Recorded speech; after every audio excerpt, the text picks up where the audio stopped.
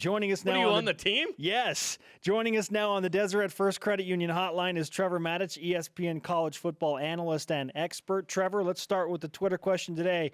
What was the most impressive part of BYU's win at Michigan State? The way they made the plays that had to be made in front of them to break this thing open. I mean, it was a tough fight for the first three quarters. But BYU, whether it was Taysom Hill picking his spots to run, or whether it was a key throw and an amazing catch, whether it was the big plays by Jamal Williams to dispirit the Michigan State defense, when BYU was presented with a situation, they mastered the football required in that situation. Another amazing performance from Jamal Williams. The Jamal fence is going well. 30 carries, 163 yards, 2 touchdowns. What impressed you the most about Jamal's performance? I love the way he finishes runs. When he's corralled, when his journey's over, he doesn't just cover up and go to the ground. He does like great running backs in recent years have done. Derrick Henry, who won the Heisman Trophy for Alabama last year, did this, where he'll single out a defensive player and he'll punish the guy. I mean, at the end of the game, by the time the fourth quarter rolls around, defenses hate to see the ball handed off to Jamal Williams because they know that they will tackle him probably, but it's going to hurt them more than it will hurt Jamal. And I think that's one of the most impressive things about the way this guy runs. He is second in the country for the second week in a row in overall rushing yards. He added 2 more touchdowns to his total as well. So the numbers have been very good. But because of what he did against Michigan State, Trevor, do we need to seriously look at Jamaal Williams as a potential Doak Walker Award finalist? Well, I think you kind of do. I think you absolutely kind of do. I mean, you look at some of the running backs that are making a lot of noise this year. You talk about Christian McCaffrey at Stanford, but he was kind of banged up against Washington State last week, and UCLA and Washington corralled him the 2 weeks before. And so you've got Jamal Williams now. The way he runs, the joyfulness that he brings to the game, which ends up on camera that fans love when they watch. The fact that they've got a couple of primetime games coming up now that he can showcase his stuff against good opponents, I think put him on the radar as somebody that the folks that vote for the Doak Walker need to pay attention to. Through the first 6, that's been incredibly impressive. I was really impressed, too, Trevor, by Taysom Hill. He was the most impressive thing for me, actually. His decision-making, like you mentioned, was incredible. You look at BYU's numbers, they don't blow you away. 398 yards total offense, not going to lead the country or anything. 138 passing yards. It hit me last week that BYU is going to be, if they're going to be successful, they're going to be able to, they have to run the ball. What do you think of where BYU's at through 6 games in terms of their ability to run the ball and the play of this offensive line? Well, they need the threat of running the ball. Even if it's not working in a given game, as long as the defense fears it and as long as they focus on the run first, then everything else opens up. And especially if they focus on the run in a traditional pro-style set where they expect the quarterback to hand the ball off to the running back, and that's the run. I think that's one of the great things in this game that we saw is that the same old Taysom Hill that we grew to love as a dynamic playmaker with his legs popped up from time to time. It's not that he had a lot of big runs. I mean, his longest run was only 12 yards. But when he decided to pull it down and go, it was at a key moment when the Cougars needed him to make a play with his legs, and he did.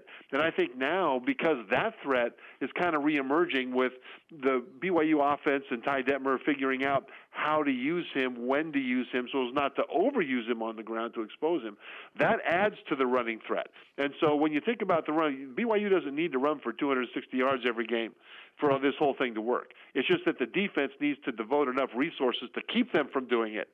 That'll then open up the other side of the passing game and Taysom running himself.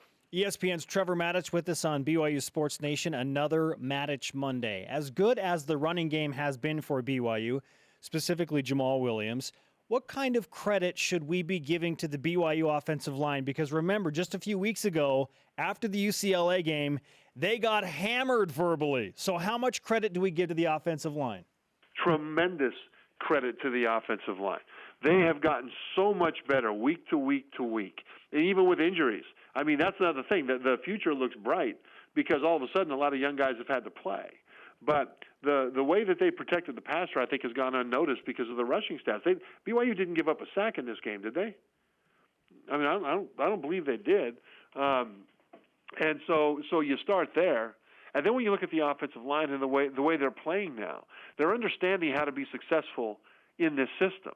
You don't necessarily have to drive your man 3 yards down the field and then pancake him onto his back. First and foremost, you need to be blocking the right guy with good technique, push him, and stay on your feet. And if that's all you do, then a back like Jamal Williams can make your block better by going one direction to get the defense to start to move and then cut back. And as long as you're pushing on him, then Williams can do the rest. And I think it takes time for offensive linemen to realize what a good block actually is in a game. It took me a long time to realize that. And I used to think that if I didn't drive my guy down the field, I had failed. And then all of a sudden, I kept on getting praise left and right when I did what I just told you. Stay on your feet, use the right technique, push on the guy, and let the back do the rest. And so that's not ideal, but it's enough to get 260 yards against a Michigan State team that is known for its physicality. Absolutely, and you were right. BYU, Michigan State, no sacks. You're right in that game. BYU and now Mississippi State coming up Friday. But first, the defense for BYU. They only give up 206 total yards and 14 points, 7 of which came on the opening drive, and then 7 later when it was kind of just out of hand. What did you think of their performance? They were magnificent. You know, the defense has been really good all year long. They had, they gave up a lot of points and yards against Toledo. Toledo's an outstanding offense. But I think that the defense really epitomizes what this team is about this year. You see the way they trust each other. They play team defense. How many guys they'll put into the NFL, I'm not sure. I think they'll put probably a good 3 or 4 by the time this whole thing is done, or at least they'll have a chance to be in the NFL. But overall, the sum is, or the whole is greater than the sum of the parts. And that's one of the things that stands out about this BYU team this year so far is the way that they play for each other. They are passionate about their teammates and about their coaches, and they play for one another. And you can tell when that happens just by watching the way that they perform. They trust each other, and they play to the whistle. They never quit. I mean, this BYU defense is inspirational, and it doesn't have to be that they play football in an inspirational way.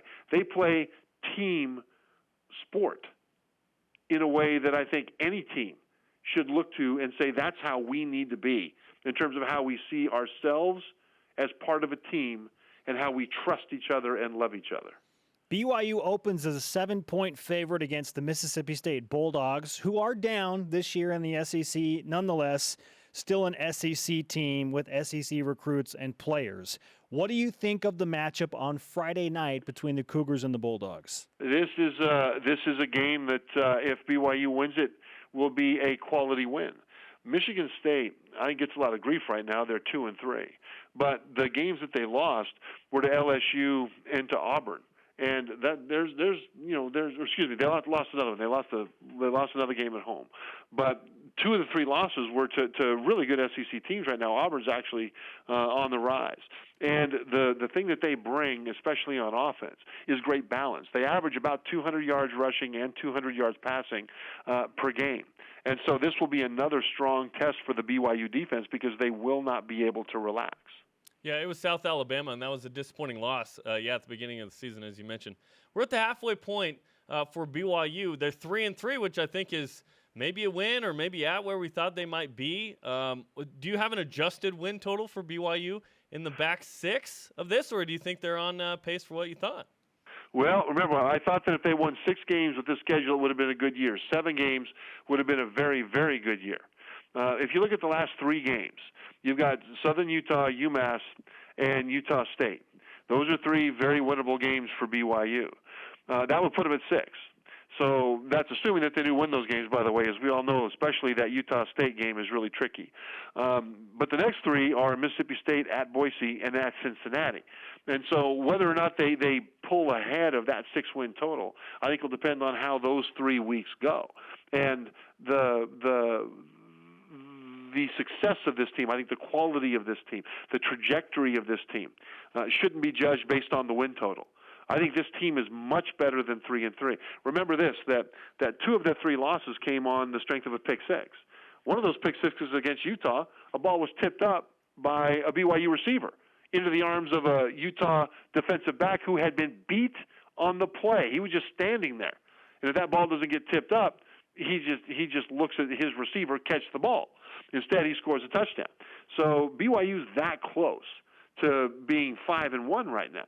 So I think that if they get to 6 games, it'll be fine. If they get to 7 games, it'll be very good. If they get to 8 wins, I think this could be seen as one of the best performances in recent memory by a BYU team and coaching staff. ESPN's Football Power Index has BYU with a 14% chance to run the table and finish the regular season with 9 wins. Now, I know I just preached 1 game at a time, take care of Mississippi State, then Boise State. What do you think of BYU's chances to legitimately run the table in the back half on the wave of confidence they're riding right now? I think that the way the schedule shapes up in the back half, it makes it more likely than if the schedule were different. We talked about the next 3 games: Mississippi State, at Boise, at Cincinnati. If those 3 games were the last 3, it would be harder because attrition takes place. BYU has done a magnificent job fighting through injuries in key places on the defense and on the offense, especially on the offensive line. And I think the farther you go into the season, the more your depth comes into play. And I think that BYU's depth and their starters will be in much better physical position to give their best in the next 3 games than they will in the last 3. So, do I think they'll win out? As a BYU guy, one only hopes. But I think as an analyst, I think it would be difficult for them to win out because of the quality of the next 3 teams that they've got to face, 2 of them on the road. Yeah, the idea of 9 wins caused me to put on our blue goggles here in Studio B, Trevor. The flashing Cyclops kind, you know what I'm saying? You know what, though? That's what it's about, right? If you can't put on your blue goggles and have fun, if you can't wear a BYU Cougar T-shirt underneath your business suit when you go to the office, then you're not having enough fun. Exactly. This season to me is one of the most fun seasons to watch. Not as an analyst, but just as a guy that went to BYU and loved the program and all that stuff. One of the most fun seasons. Now, it's also been exasperating and painful with those close losses, but it's been exciting all the way. And the close wins have been fantastic. And then finally, BYU fans got to know what it feels like to have their team run away with the game in the second half and not wonder what the outcome would be and just enjoy the physical domination. And this whole thing has been an amazing ride to watch. And I thought at the beginning of this season, Trevor, and I agree with you, this has been fun. BYU's not been blown out, so these losses are close, so they've been a little more tolerable in some way, if losing is tolerable at all. And each week there's a compelling game. Now it's Mississippi State. Next week it's Boise State on the road. The next week it's Cincinnati. Then BYU gears it down at that point, but they probably deserve it at some point. So these next 3 weeks for BYU, what do you think could happen for the Cougars with Mississippi State, at Boise State, at Cincinnati? If they're able to beat Mississippi State, I think at Boise is the most losable game. Boise is a quality team. I mean, a quality team. They will be in the running at the end to get the group of 5's automatic berth for a New Year's Six bowl. They're good enough to do that, and they're good enough to win a New Year's Six bowl this year. They've got an NFL caliber quarterback in Brett Rippon. They've got a receiver who's one of the best in the country, Spurbeck, at making acrobatic catches. I mean, Boise is an exciting team to watch. But if they're able to beat Mississippi State, then all of a sudden they go to Boise playing with house money. And then when they go to Cincinnati, I think that they can put everything on the line against the Bearcats, because the following week is Southern Utah. Nothing against Southern Utah, but BYU will be favored by a mile in that game. So really, we all look at this from a standpoint of the rest of the schedule and how it plays out, which is fine. But from a team standpoint, they need to maintain the focus that has gotten them to this point, because this game against Mississippi State is not a must-win, but if they win it, a lot of possibilities open up going forward. Trevor, let's finish with this. We're at the halfway point of the college football season, and in your opinion, what is the biggest story nationally within all of college football? I think the biggest story nationally is how powers that we thought would be playoff contenders have really faltered.